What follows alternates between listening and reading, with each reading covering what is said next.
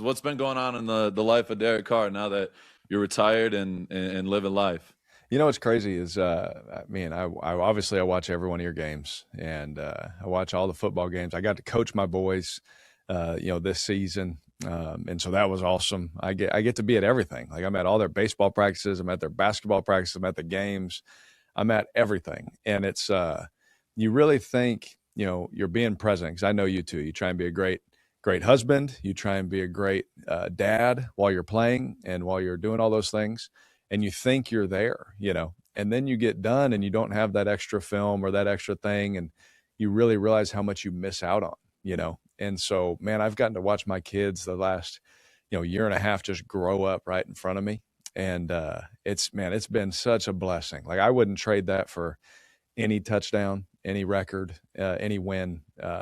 And any dad, can understand that, like there's nothing like seeing your kids grow up and have their own success.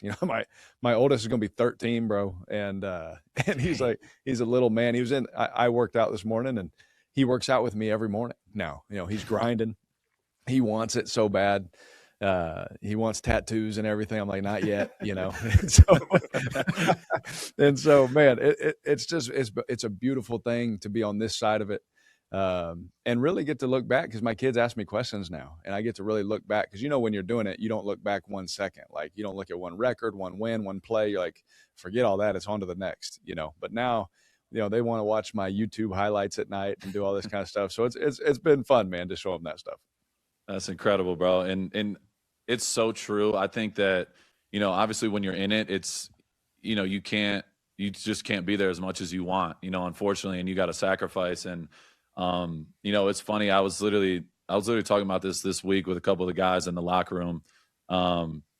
But since I had Ella, like there's no, and I love Rachel to death. I mean, we've been together for 9 years. That's my ride or die. Way to preface it. But she knows this as well. Like if you got a great game on, like if you for example, yesterday, the Cavs, I'm a Harden guy. You know that since you were with me. I've been a Harden fan for a very long time. There's nothing that would have gotten me to not be home and watch the Cavs game 1 in the playoffs besides my daughter. She had gymnastics at 11.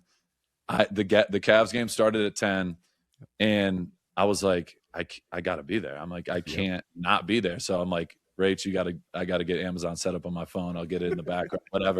But I'm going, you know what I mean? I can't miss out. I got to be there. And it's like that. And I was telling Darian the same thing. Like there's no better and bigger blessing than having the kids and just watching them grow and evolve so fast, like right in front of your eyes. I mean, it was like yesterday we're playing in Kansas City. I'm getting on the plane and all of a sudden, boom, Rachel's water breaks. I'm like, oh my God. It feels like yesterday. Now Ella's literally thinks she's the CEO running the house and running around and talking and walking. It's like, it's the biggest blessing in the world. So congrats to you, man. And congrats to Darian as well, man. It's the best thing on the planet, man. No, you're exactly right, bro. And I think it's like a great message to all the dads out there. Like no matter what you do, like, bro, I was a professional quarterback. Like that's a time consuming. You're a professional defensive end. Like that's time consuming. You're studying, taking care of your body, doing all these things, but making sure that you're there for your children. That's the one thing I saw from my dad. He worked, he was a car salesman, man. He was car salesman hours before the sun. And then when the sun went down, he was still at work, and then I saw him at night and we'd play catch for 20 minutes and then go to bed. And so, but one thing about him, he was always there. If I had a game, he always made sure on his lunch break, he was there, and so I think that's such a huge thing for all of us dads, man, just making sure that we're there like that. That's the number one battle is, can you just be there for them?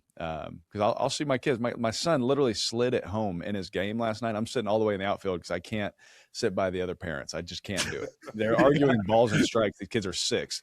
And I was like, it's a machine. It's not even a real pitch, and I'm sitting there and I'm like, my son slides at home. He pops up and looks for me all the way in the outfield. And I'm like, dude, just being there and him having that moment, there's nothing like it.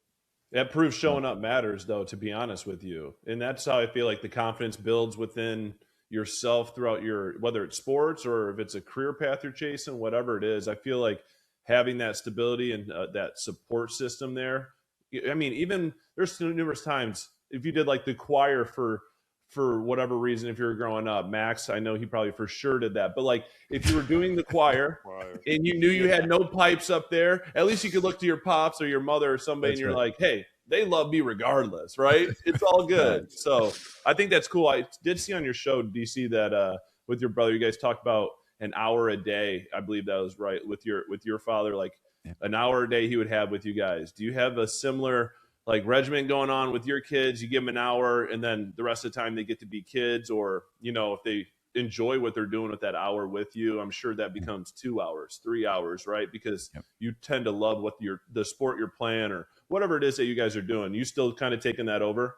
Oh, absolutely. You know, just like Max, you know, myself, like we obviously the good Lord gifted us with enough ability to obviously play in the league, but we didn't make it, you know, just an in and out thing. We made it a career by the work ethic, right? By the hard work that we put in every single day. And that's how you last through all the coaching changes and all the different stuff, right? And so for my kids, I kind of took what my dad took, but I was like, whatever season it is, we're going to work at it as hard as we can. We're going to go out there for an hour and we're going to work our butt off. And on Sundays, obviously we'll rest and have fun and do whatever, but we're going to work our tail off, because especially nowadays, if you got a little bit of savage in you, you're going to go farther than even I could go, you know, with just how the world's set up now. And so Yeah. with our kids, we homeschool them too. And so they get done with their schoolwork and it's lunchtime. And I'm like, all right, let's go outside. Let's work.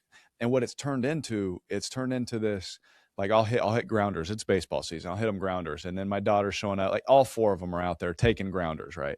And then I'll be like, all right, once it's been like long enough, I'll be, okay, we're done. And every time they're like, can we please do more? Right. Can we please go? Can we do this? Can we race now? Can we do? And it turns into this fun thing that they get to do with their dad. And so that's just the way that I've, you know, just try to instill work ethic, but keeping it fun at the same time while they're young.